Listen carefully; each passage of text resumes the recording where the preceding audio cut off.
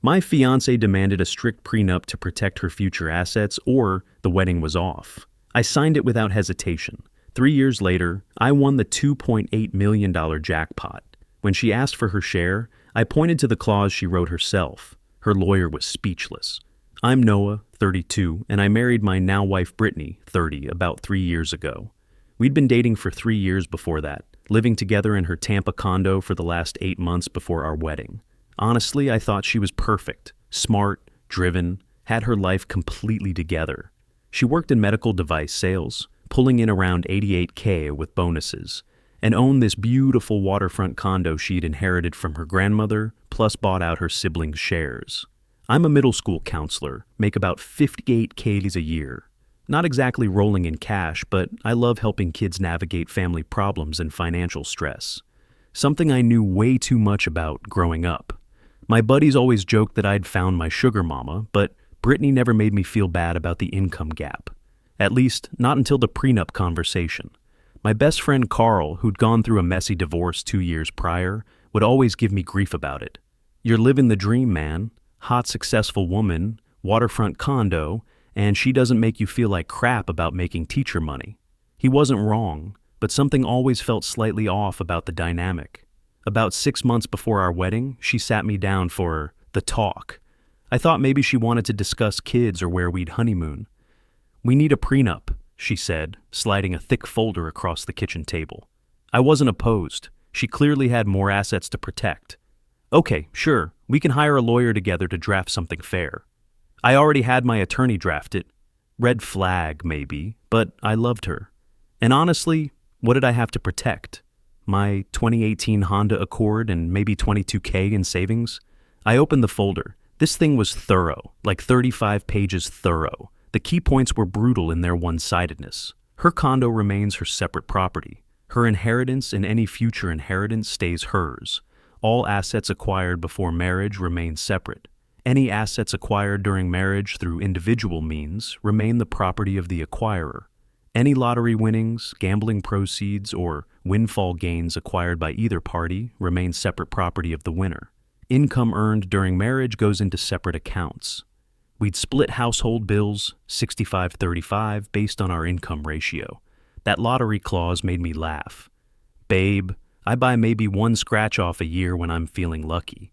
This seems excessive. She didn't laugh. My attorney insisted it protects both of us. Both of us? I don't have anything. Exactly. So you have nothing to lose by signing. Her mother Margaret was there too. Another red flag I ignored. Sweetie, this is just smart planning. You understand, right? My daughter worked hard for all what she has. She needs protection. The woman had built her own successful consulting firm from nothing after her divorce, so I respected her business sense. But something felt off about having her there for what should have been a private conversation between Brittany and me. Let me have my own lawyer review it first, I said. Brittany's face did this thing where she looked hurt, but also annoyed. Why don't you trust me? It's not about trust. It's about being smart, like you said, she sighed dramatically. Fine, but if you don't sign it, there's no wedding. I can't marry someone who won't respect my boundaries. I took it to Carl, who'd become my unofficial advisor on all things legal and relationship-related since his divorce. He skimmed through it, laughed, and said, Dude, she's protecting assets you don't even have access to. This is completely one-sided. But hey, you're not losing anything you currently have, so if you love her, sign away. Just know what you're getting into. What am I getting into? A marriage where she's the CEO and you're the intern. Forever. I should have listened to him, but love makes you stupid sometimes, so I signed it. We got married. Things were fine. Not great, but fine. She kept her money completely separate. I kept mine separate. We had that joint account for bills we both contributed to proportionally. She made it clear early on that her condo was hers, even though I lived there, and I shouldn't redecorate or change anything significant without asking first. The guys would razz me about it sometimes during our monthly poker games. How's married life in your wife's house? Carl would ask, with that knowing smirk. But I figured every couple had their quirks. Some wives didn't like sports on TV. Mine didn't like me treating our home like it was actually ours, too. The thing is, I genuinely loved helping those kids at school. When 13-year-old Marcus came to my office crying because his dad lost his job, and they might lose their house, I'd stay after hours helping him process those big emotions. When Sarah's parents were fighting about money so loud the neighbors called the cops, I'd work with her on coping strategies. I saw myself in those kids, the anxiety, the helplessness, the way financial stress poisoned everything else in their lives. I'd always thought that maybe someday, when Brittany and I had more stability, I could start some kind of program to help families in crisis.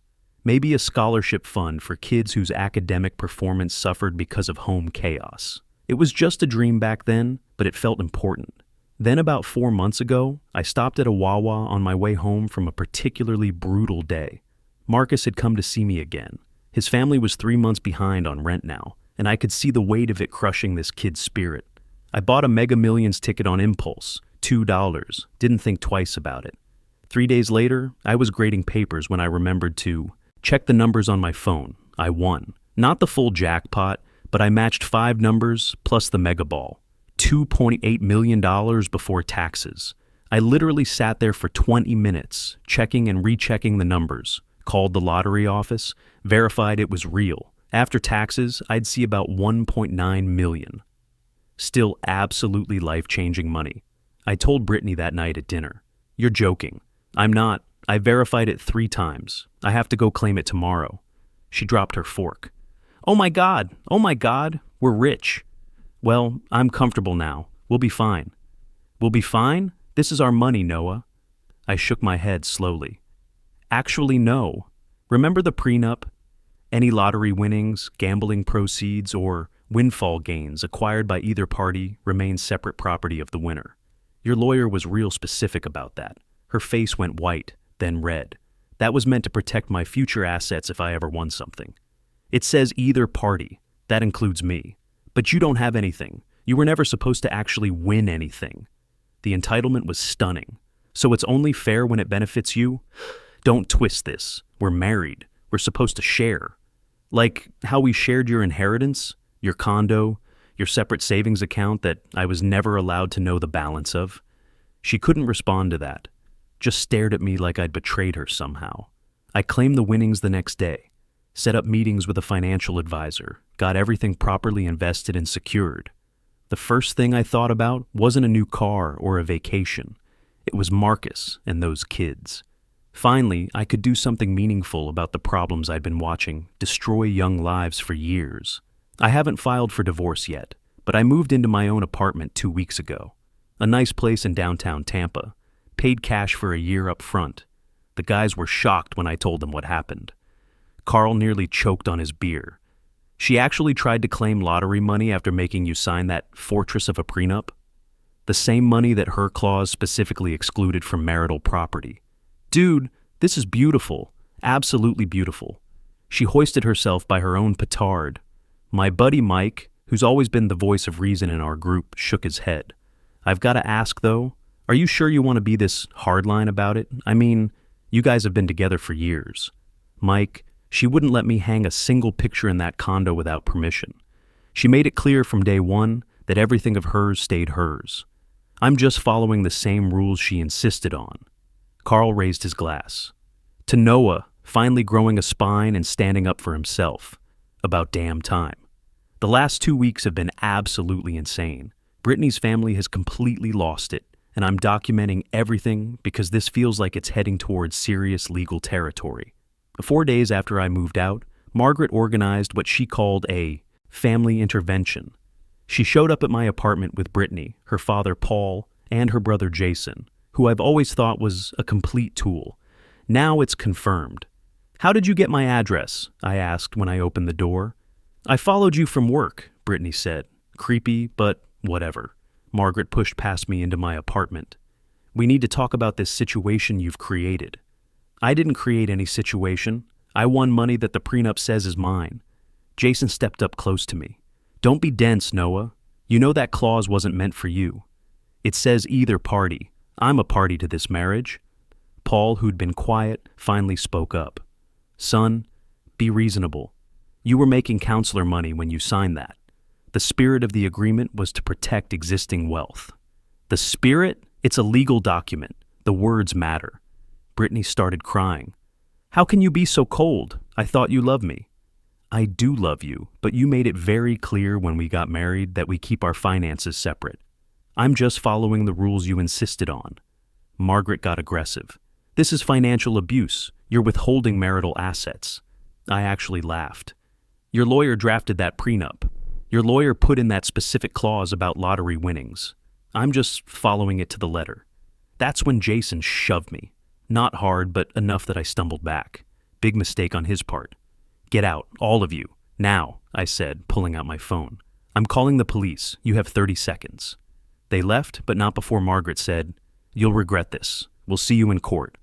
3 days later, I got served with papers. Brittany's trying to argue that the prenup should be thrown out because it was signed under duress and the lottery clause was unconscionable. I met with my attorney yesterday, a guy named Russell, who came highly recommended from Carl's divorce lawyer. He read through everything, looked at the timeline, reviewed the prenup, and just started grinning. This is beautiful, he said. She drafted this herself through her attorney. She had legal representation. You had legal representation. There's no duress claim here. And unconscionable, she's the one who insisted on the separate property provisions. She can't cherry-pick which ones apply. So I'm good? You're golden. In fact, I think we should countersue for the cost of this frivolous lawsuit, plus attorney fees. Her lawyer's going to take one look at this prenup and tell her to drop it. If she doesn't, she's going to hemorrhage money on a case she can't win. Yesterday, I got a call from my bank. Apparently, Brittany tried to claim there was fraud on our joint account and attempted to freeze it. The account has maybe $3,800 in it, our bill money for the next 2 months.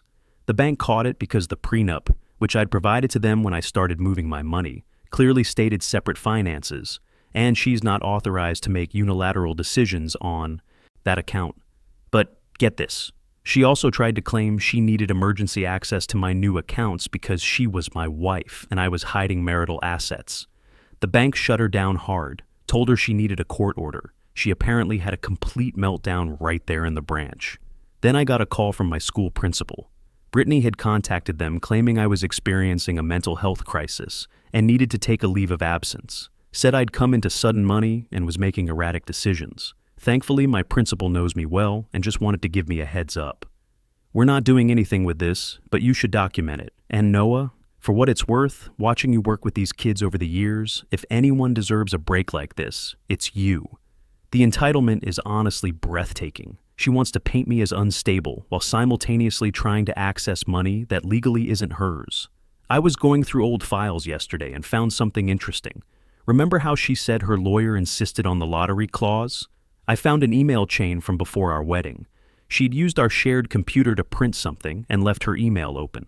She specifically told her lawyer to include that clause because, and I quote, I occasionally buy lottery tickets, and if I ever win big, I don't want him thinking he's entitled to any of it.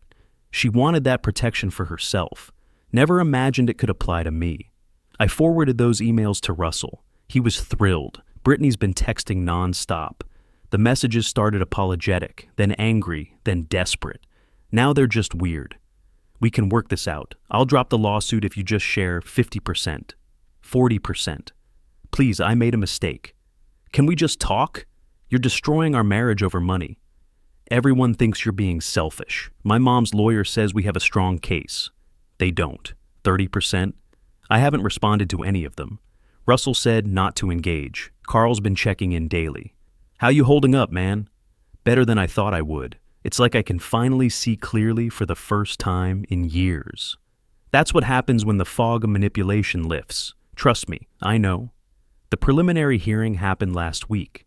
Brittany showed up with Margaret, Jason, and 2 lawyers. 2. Apparently, she hired a second one who specializes in unconscionable contracts. I showed up with Russell, a briefcase full of documentation, and 0 patience for nonsense. Her primary lawyer went first. Your Honor, my client believes this prenuptial agreement should be voided due to several factors. The lottery clause is unconscionable as it was never intended to. The judge cut him off. Counselor, did your client have legal representation when signing this prenup? She did, Your Honor. Did the respondent have legal representation? Yes, but was there any coercion, fraud, or duress involved? Her lawyer hesitated. Not in the traditional sense, Your Honor, but my client was in love and didn't fully understand the implications. So she signed a legal document with an attorney present of her own free will? Yes, Your Honor, but the specific lottery clause was meant to protect her future. Counselor, I've reviewed this document. The language is crystal clear. Either party means both parties. That's basic contract law. Do you have any legal precedent suggesting otherwise? He didn't. He stammered through some nonsense about the spirit of the agreement and how I was being unfair. Then Russell stood up. This was beautiful. Your Honor, I'd like to submit several pieces of evidence. First, email documentation showing the plaintiff specifically requested this lottery clause to protect her own potential winnings. Second, bank records showing that for the entire marriage, my client contributed to exactly one joint account for bills, while the plaintiff maintained completely separate finances. Third, testimony from the plaintiff's own mother stating that the prenup was designed to protect what's hers. He laid it all out methodically. Every email, every bank statement, every text where she told me, "My money is mine." The judge looked at Brittany. "Ma'am, you had this prenup drafted specifically to keep assets separate. You insisted your husband sign it, or there would be no wedding. Is that correct?" Brittany tried to speak, but her voice cracked. "Yes, but I never thought—" "You never thought he'd have assets worth protecting? That's not how contracts work." Her second lawyer jumped in. "Your Honor, we'd like to argue that the prenup should be voided because the consideration was inadequate. You mean because your client brought more assets to the marriage and wanted to keep them separate, which this prenup allows her to do? You can't have it both ways, counselor." Then came the nuclear moment. Russell pulled out another document. "Your Honor, we'd also like to submit this attempted fraud report from the defendant's bank. The plaintiff tried to claim fraud on their joint account and freeze his funds. She also contacted his employer with false claims about his mental state." The judge's expression went from annoyed to seriously displeased. "Is this true?" Brittany's lawyer looked like he wanted to disappear. "Your Honor, my client was emotional and made some regrettable decisions." Counselor, attempting to freeze someone's bank account under false pretenses and contacting their employer with fabricated mental health claims isn't regrettable. It's potentially criminal. We'd like to request a continuance to better prepare our case. Request denied. This prenup is valid and enforceable. Case dismissed. Just like that. Over. But the drama wasn't finished. As I was leaving the courthouse, Jason and Paul cornered me in the parking garage. Not physically threatening, but definitely aggressive. Paul looked genuinely confused. "You really did this. You actually screwed over my daughter. I followed the legal agreement she demanded I sign." Jason stepped closer. "Legal doesn't mean right. You know she needs that money." "Needs it? She makes $88K a year and owns a condo outright. She has expenses, plans. She was going to invest with my money in her friend's business opportunity. That's not how this works. She wrote the rules. I'm following them." Jason stepped closer. "Family takes care of family." "Then where was this energy when she refused to let me put even one picture on the wall of her condo? Where was this when she made sure every penny she earned stayed separate from mine?" Paul looked genuinely confused. "That was different. She earned that money." "And I won this? Same principle according to the prenup she wrote." Jason got aggressive, stepped up close to me. "You're making a huge mistake. When she's successful and you're still a broke teacher, don't come crawling back." "I'm not a teacher anymore. I quit, and I won't be crawling anywhere." They didn't like that, but they left. 2 days after the hearing, I got a call from Brittany's latest lawyer, her fourth one now. "My client would like to propose a settlement. She's willing to drop all claims in exchange for $600,000. I actually laughed. $600,000 for what? Pain and suffering, emotional distress, and to preserve the marriage. The marriage where she kept everything separate. The marriage where she made it clear my contributions didn't matter. That marriage. My client is willing to be reasonable. Tell your client I'm willing to give her exactly what the prenup entitles her to. Nothing, because that's what I got from her assets." "That's very cold, sir." "It's very consistent. Have a nice day." I hung up and called Russell immediately. They offered me a settlement. He laughed so hard I thought he might hurt himself. "Let me guess. They want you to pay them to go away?" $600,000. The audacity. Absolutely not. In fact, I'm filing our countersuit today. Russell filed a countersuit for legal fees, harassment, attempted fraud, and defamation for contacting my employer with false claims. We asked for $45,000 in damages. Her new lawyer called it vindictive and aggressive. Russell's response: "Your client tried to manipulate the legal system after losing in court. This is accountability." The settlement negotiations lasted 3 weeks. Her lawyer finally convinced her that going to trial would cost more than just paying up. She agreed to pay $32,000 for legal fees and the harassment claim. Turns out that while all this was happening, she'd invested $35,000 in her friend's essential oils MLM scheme, thinking her next sales bonus would cover it. The bonus never came because her sales numbers tanked, probably because she was spending all her time trying to sue me instead of working. She's now underwater on that personal loan, and her credit's taking a hit. The irony is beautiful. I filed for divorce 6 weeks ago. Given the prenup, it was straightforward. We had no shared assets beyond that joint account with $3,800. We split it down the middle. She tried one last desperate move, claiming she deserved alimony because she'd become accustomed to a certain lifestyle. The judge actually laughed. "Ma'am, according to these records, you kept your finances completely separate throughout your marriage. You earned more than your husband for most of it. There is no lifestyle he provided that you became accustomed to. Divorce granted, clean break." Last week I closed on a house in Tampa Heights. 3 bedrooms, nice yard, quiet neighborhood, close to my old school, paid cash. It's completely mine. No strings attached, no one telling me I can't hang pictures or paint walls or make it feel like home. The best part? I'm not going back to counseling in the traditional sense, but I'm doing something even better. I used $400,000 to establish the Marcus Thompson Memorial Scholarship Fund, named after a kid I worked with 2 years ago whose family lost everything and who didn't make it through the crisis. The fund helps families in financial distress cover educational expenses and provides counseling support for kids dealing with economic anxiety. Carl came to the announcement ceremony.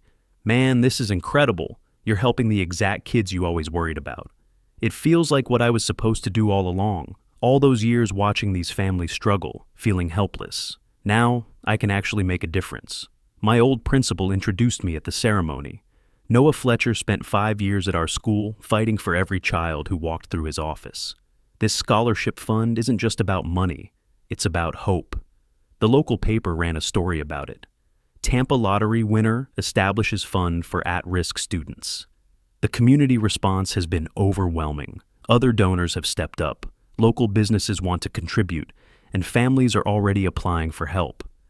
Mike pulled me aside after the ceremony. "You know what's crazy? You're happier now than I ever saw you when you were married." He was right. For the first time in years, I feel like myself again. Not someone walking on eggshells, not someone whose contributions don't matter, not someone living by rules designed to diminish him. The rest of my winnings are invested conservatively. I'm living comfortably off the returns while volunteering with local youth programs and managing the scholarship fund. I spend my days doing work that actually matters, in a house that's actually mine, with people who respect what I bring to the table. I realized something during this whole mess. Brittany never saw me as a partner. I was someone who helped with bills and didn't interfere with her life. The second I had something of value, she felt entitled to it while still keeping everything of hers locked away. The prenup she insisted on wasn't about protection. It was about control. She wanted the freedom to keep everything separate while having the security of a husband who wouldn't rock the boat. Some people think I should have shared the money. They say marriage is about compromise and generosity. They're right about marriage being those things, but our marriage never was. She made sure of that from the day she slid that 35-page prenup across the table. I don't regret enforcing the prenup. I don't regret the divorce. And I definitely don't regret buying that $2 lottery ticket. That was the best $2 I ever spent. Not because of the jackpot, but because it showed me who she really was before I wasted more years with someone who saw me as convenient rather than essential. The prenup she demanded to protect herself protected me instead. Perfectly. Exactly as written. People show you who they are. Brittany showed me repeatedly that she valued control over partnership, that she saw marriage as a one-way street where her boundaries mattered, but mine didn't. The lottery money didn't change who I am. It just revealed who she was. Now I'm living authentically on my own terms, helping kids who remind me why I chose education in the first place. The Marcus Thompson Memorial Scholarship Fund has already helped 12 families this year. Those kids have hope now, and so do I. Time to move forward and actually enjoy life. If you enjoyed this story, don't forget to like the video and subscribe to the channel for more stories like this. Thanks for watching.